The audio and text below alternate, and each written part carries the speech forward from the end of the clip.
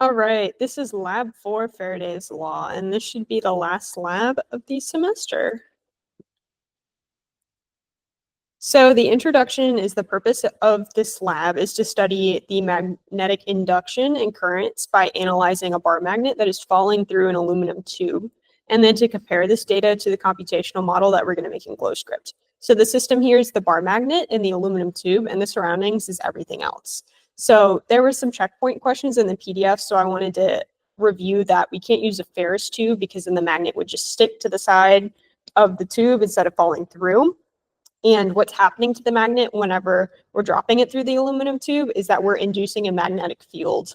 And this is what slows the magnet down as opposed to just dropping it through the air.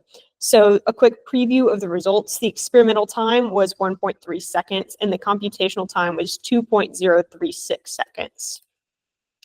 So some related physics concepts, Faraday's law, of course, the name of this lab, a changing magnetic field through a loop induces a voltage that is proportional to the derivative of magnetic flux. And then also Lenz's law, which is the induced voltage opposing the change in flux. They have the same equation. They're very much related. So that first equation is what connects both Faraday's and Lenz's law.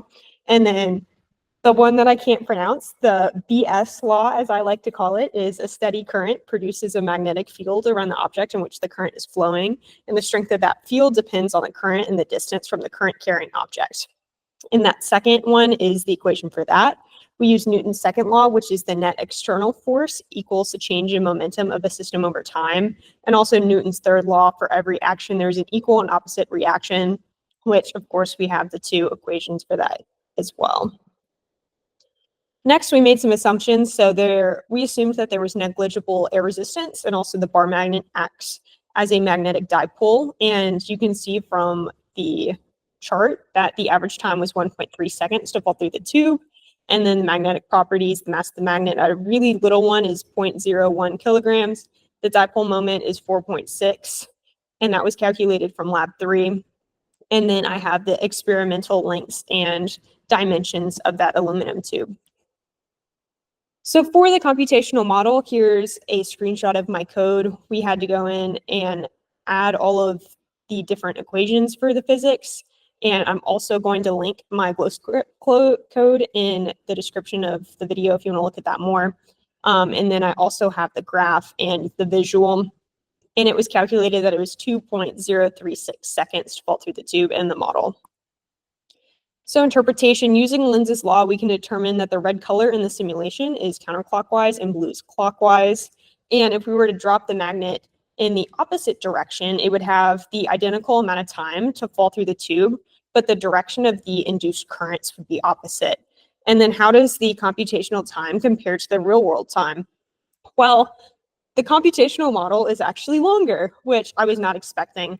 I was expecting that because we don't have air resistance, that it would be faster.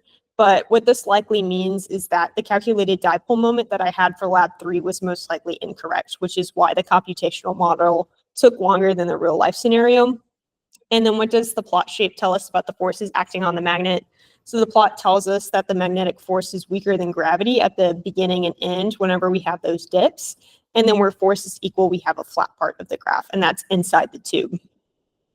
So some potential errors is the measurements. Stopwatches are obviously not very accurate because you can't stop them instantaneously. Friction, the magnet did hit the side of the aluminum tube as it slid down, which would slow it down slightly. Air resistance, again, I just mentioned this, but it would slow down the speed of the magnet since we pretended it wasn't there.